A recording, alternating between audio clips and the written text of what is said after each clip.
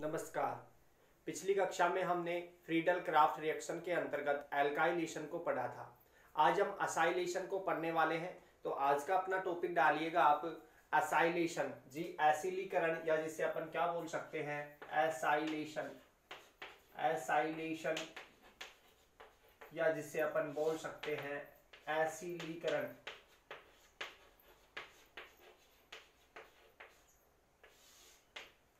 देखिए, फिनोल की chemical reactions के अंतर्गत हमने फ्रीडल क्राफ्ट रिएक्शन के अंतर्गत एसाइलेशन अर्थात एल्किलीकरण को पढ़ लिया था।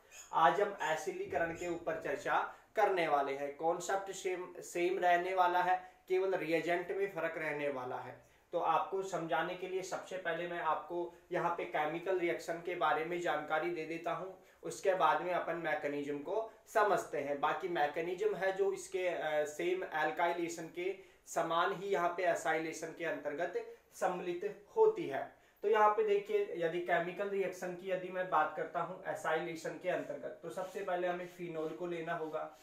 जी हाँ, ये हमारा फिनोल हो गया और यहाँ पे इस फिनोल की अभिक्रिया करानी होगी एसिटिल क्लोराइड के साथ में या एसाइल क्लोराइड के साथ में। तो हमें एसाइल क्लोराइड यहाँ पे RC+OCl, यहाँ पे R के रूप में हम CH3 भी ले सकते हैं।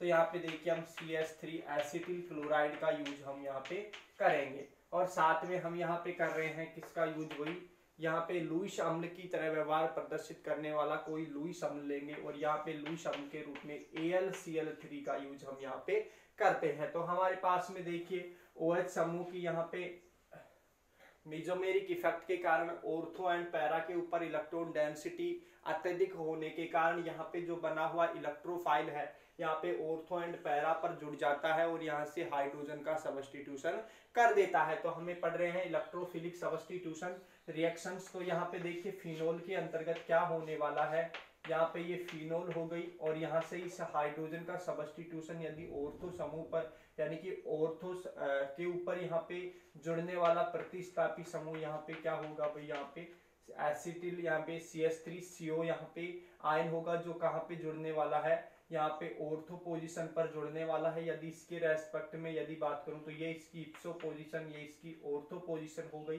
तो यहाँ पे यदि इसके नाम का निर्धारण यदि मैं करता हूं तो इसका नाम हो जाता है ऑर्थो हाइड्रोक्सी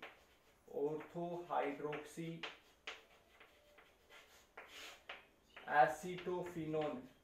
ये देखिए एसीटो, यहाँ पे एसीटो ग्रुप जुड़ा हुआ है, एसीटोफिनोन,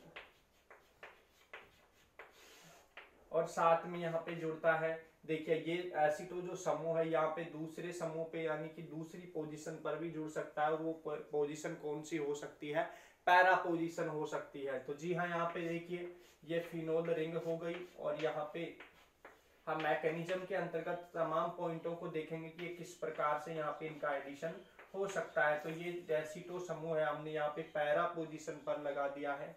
तो देखिए यदि इसके रेस्पेक्ट में OH समूह को जानूं तो ये इप्सो हो गई, ये ऑर्थो हो गई, ये मेटा हो गई एंड ये पैरा हो गई। तो इसका नाम यदि मैं बात करना चाहूं तो यहाँ पे देखिए इसका नाम हो जाता है पैरा हाइड्रोक्सी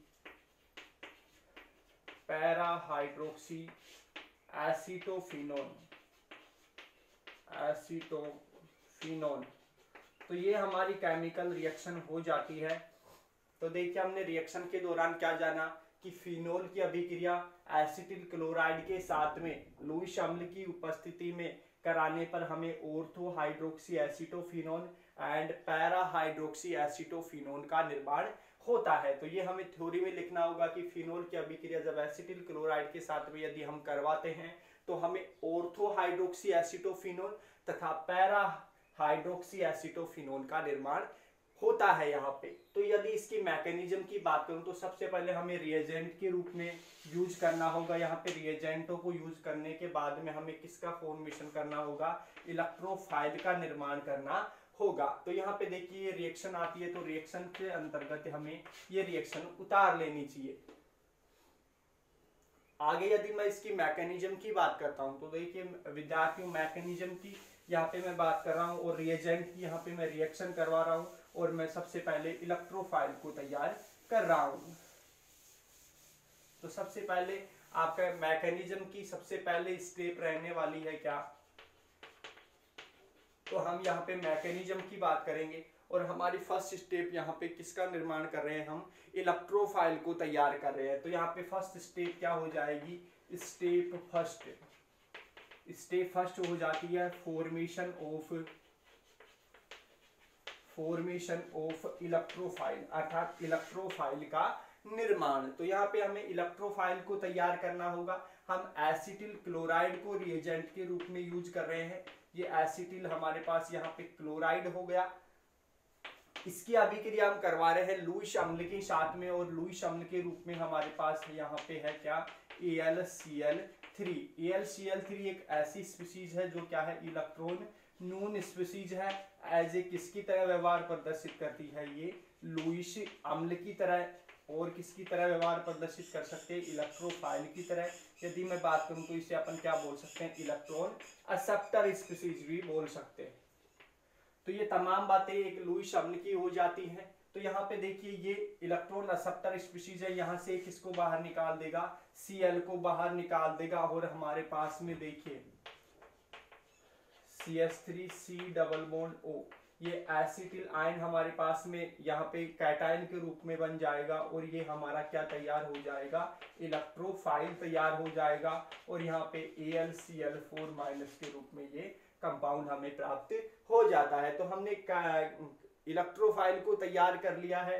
यह एसिटिल कैटायन के रूप में हमारे पास में क्या निर्माण हुआ है, यहाँ पे कैटायन का, यानी कि कार्बो कैटायन, या इसे मैं बोल सकता हूँ इलेक्ट्रोफाइल का निर्माण हमने कर लिया है। तो हमें सबसे पहले फर्स्ट स्टेप में इलेक्ट्रोफाइल को तैयार करना होगा। इसके बाद में देखिए सेकंड स्टेप में इसको उतारने के बाद में हमें क्या देखना होगा, इसकी सेकंड स्टेप को देखना होगा।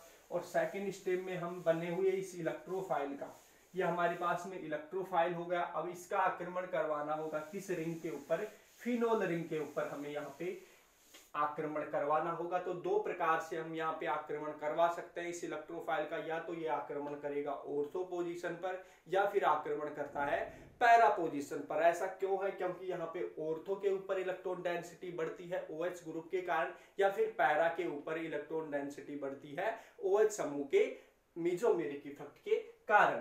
तो यहाँ पे देखिए यदि मैं मैकेनिज्म की बात करता हूँ, तो सबसे पहले यदि ऑर्थो पोजीशन के ऊपर इस इलेक्ट्रोफाइल का यदि आक्रमण होता है तो किस प्रकार से हम प्रोडक्ट का फॉर्मेशन कर सकते हैं उसको देखने वाले हैं। तो ये हमारे पास में क्या हो जाती है, फिनोल की रिंग हो जाती है। इस रिंग को मैं इस प्रकार से प्रदर्शित कर सकता हूँ, इसको एरोमेटिसिटी इस प्रकार से रिप्रेजेंट कर सकता हूँ। तो यहाँ पे यदि मैं बात करूँ तो देखिए इस ऐसी कंडीशन में देखिए लोन पेयर हो, सिंगल बॉन्ड हो, डबल बॉन्ड हो, ऐसी कंडीशंस में लोन पेयर का जो शिफ्ट है वो पाई बॉन्ड की तरफ हो जाता है। तो देखिए इस लोन पेयर को यदि मैं पाई बॉन्ड की तरफ शिफ्ट करता हूं तो यहाँ पे देखिए O और कार्बन के बीच में, यानी कि ऑक्सीजन एंड कार्बन के बीच में यहाँ पे डबल बॉन्ड का फॉर्मेशन हो जाता है, और ऑक्सीजन के ऊपर पॉजिटिव चार्ज बन जाता है और इस कार्बन के ऊपर नेगेटिव चार्ज आ जाता है, और यहाँ पे इस प्रकार से डबल बॉन्ड का निर्माण रहता है सेम इसी प्रकार से। तो यहाँ पे अब हमें आक्रमण करवाना होगा किसका भी, इलेक्ट्रोफाइल के रूप में हमने CH3C डबल बॉन्ड O, और यहाँ पे पॉजिटिव चार्ज युक्त स्पीशीज होगी, यहाँ पे कैटायनिक रूप से होगी, और यहाँ पे ये इलेक्ट्रोफाइल के रूप में किधर आक्रमण करेगा, इस ऑर्थो पोजीशन पर। यहाँ पे हाइड्रोजन होगा, इस प्रकार से प्रत्येक कार्बन के पास में एक एक हाइड्रोजन होगा। हमने यहाँ पे इस हाइड्रोजन को यहाँ पे क्या कर दिया है, रिप्रेजेंट कर दिया है। तो देखिए जैसे ही आक्रमण हो गया तो यहाँ पे क्या होने वाला है, हमारे पास में जो ये बनी हुई स्पीशीज है, तो यहाँ पे देखिए एक हाइड्रोजन होगा, और यहाँ पे ये हमारा जो इलेक्ट्रोफाइल है यहाँ पे आके जुड़ जाता है, और यहाँ पे डबल बॉन्ड रहता है इस प्रकार से। अब यहाँ पे हमारे पास में जो न्यूक्लियोफिलिक स्पीशीज है, मैं यहाँ पे रिप्रेजेंट कर देता हूँ, ये क्या करता है, AlCl4-, ये क्या करता है, इस हाइड्रोजन को बाहर निकाल देता है, ये रिंग वापस से एरोमेटिसिटी प्राप्त कर लेती है, और ये पॉजिटिव चार्ज समाप्त हो जाता है। प्रत्येक जो तीर का निशान है अपना रिप्रेजेंट कर रहा है यहाँ पे। तो यहाँ पे देखिए इस प्रकार से हम यहाँ पे प्रोडक्ट का फॉर्मेशन कर सकते हैं। तो हमारे पास में देखिए जैसे ये बॉन्ड इधर शिफ्ट हुआ तो यहाँ पे देखिए बॉन्ड का फॉर्मेशन हो जाता है। बाकी बॉन्ड को इस प्रकार से रिप्रेजेंट कर देते हैं अपन, और यहाँ पे देखिए C double bond O and CH3, यहाँ पे हाइड्रोजन बाहर निकल जाता है, यहाँ पे हाइड्रोजन किस प्रकार से रूप में बाहर निकलता है, यानी कि HCl के रूप में बाहर निकल जाएगा और ये AlCl3 के रूप में बाहर निकल जाएगा, क्योंकि AlCl4- की अभिक्रिया यदि H+ के साथ में कराता हूँ तो HCl रिमूव होता है और साथ में बाहर कौन निकल जाता है, ये लुईस अम्ल AlCl3 के रूप में बाहर निकल जाता है। तो इस प्रकार से यहाँ पे देखिए ये इस कार्बन के इप्सो पोजिशंस के ऊपर ये OH समूह वापस से तैयार हो जाता है और यहाँ पे हमारे पास में ये बन जाती है क्या, ऑर्थो हाइड्रोक्सी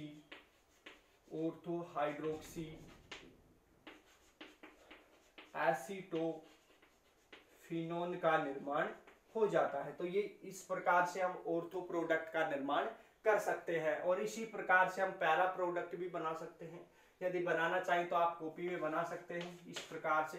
यदि पैरा की बात करूं तो पैरा का भी हम इसी प्रकार से निर्माण कर सकते हैं। यदि आप चाहते हो तो स्वयं भी आप इसका निर्माण कर सकते हैं। तो एक रफ कॉपी लेके बैठिएगा और अपना पैरा प्रोडक्ट इसका निर्माण कीजिएगा। देखिए किस प्रकार से निर्माण कर सकते हैं हम पैरा का भी यहाँ पे रिप्रेजेंट कर देते हैं। देखिए यहाँ पे हमारे पास में फिनोल था इस प्रकार से, तो हमने अब की बात ये इस प्रकार से एरोमेटिसिटी को रिप्रेजेंट किया है, ध्यान से देखिएगा। और ये OH समूह इस प्रकार से। तो यहाँ पे देखिए यदि मैं बात करूं तो इस बॉन्ड को यदि मैं इधर शिफ्ट करता हूं, क्यों शिफ्ट हुआ है, ये जो कॉन्जुगेटेड स्टेट के रेजोनेंस रूल के अकॉर्डिंग लोन पेयर का शिफ्ट हमेशा पाई बॉन्ड की तरफ होता है। तो जैसे ये बॉन्ड के इलेक्ट्रॉन इधर शिफ्ट होंगे तो ये बॉन्ड के इलेक्ट्रॉन इस कार्बन की तरफ शिफ्ट होंगे, तो ये नेगेटिव चार्ज आ जाएगा। ये नेगेटिव चार्ज इधर बॉन्ड की तरफ शिफ्ट इस कार्बन की तरफ शिफ्ट करेगा, तो इस बॉन्ड के इलेक्ट्रॉन इस कार्बन की तरफ शिफ्ट हो जाते हैं। हमने सभी बॉन्ड को एक ही रिंग के अंतर्गत घुमा दिया है। तो हमारे पास यदि इस रेजोनेटिक स्ट्रक्चर को हम यहाँ पे रिप्रेजेंट करना चाहें तो हम किस प्रकार से रिप्रेजेंट कर सकते हैं। यहाँ पे देखिए डबल बॉन्ड का फॉर्मेशन हो चुका है इस प्रकार से, और यहाँ पे देखिए ये डबल बॉन्ड इस प्रकार से आ चुका है और यहाँ पे इस कार्बन के ऊपर नेगेटिव चार्ज आ चुका है। तो इस प्रकार से इस रिंग के ऊपर यहाँ पे मैं इस हाइड्रोजन को इस प्रकार से रिप्रेजेंट कर सकता हूँ ताकि आपको आसानी से दिख सके। हमने यहाँ पे बॉन्ड लाइन नोटेशन के द्वारा रिप्रेजेंट किया है इस रिंग को। अब हमें यहाँ पे इस रिंग के ऊपर हमें इलेक्ट्रोफाइल का आक्रमण करवाना होगा। ये हमारा इलेक्ट्रोफाइल होगा जो किस पोजीशन पर आक्रमण करता है, इसे पैरा पोजीशन पर आक्रमण कर देता है, जिसके अंतर्गत यहाँ पे देखिए यदि ये जो इलेक्ट्रोफाइल है हमारा जो ये किस पोजीशन पैरा पोजीशन पर यहाँ पे जुड़ जाता है। तो इस प्रकार से ये पैरा पोजीशन पर जुड़ चुका है और इस ऑक्सीजन पर यहाँ पे पॉजिटिव चार्ज है। हमारा जो न्यूक्लियोफिलिक स्पीशीज के रूप में क्या बना है, AlCl4- यहाँ पे बना है। ये AlCl4- किस पर आक्रमण कर देता है, इस हाइड्रोजन पर आक्रमण कर देता है। न्यूक्लियोफिलिक स्पीशीज है ये, और यहाँ से ये HCl तथा AlCl3 के रूप में यहाँ से बाहर हो जाता है। ये रिंग वापस से एरोमेटिसिटी प्राप्त कर लेती है। किस प्रकार से देखिए ये बॉन्ड के इलेक्ट्रॉन इस बॉन्ड की तरफ शिफ्ट हो जाएंगे, ये बॉन्ड के इलेक्ट्रॉन इधर शिफ्ट हो जाएंगे और इस बॉन्ड के इलेक्ट्रॉन इस ऑक्सीजन की तरफ शिफ्ट हो जाते हैं। तो इस प्रकार से हमारे पास में बन जाता है एक पैरा प्रोडक्ट, और यहाँ पे पैरा प्रोडक्ट के रूप में इस प्रकार से ये COCH3 समूह लग जाता है और ये रिंग वापस से एरोमेटिसिटी यहाँ पे प्राप्त कर लेती है। तो इस प्रकार से हम इस मैकेनिज्म के माध्यम से इस पैरा प्रोडक्ट का फॉर्मेशन कर सकते हैं और इसका नाम आप लिख लीजिएगा पैरा हाइड्रोक्सी। जी हाँ, पैरा हाइड्रोक्सी एसीटोफिनोन।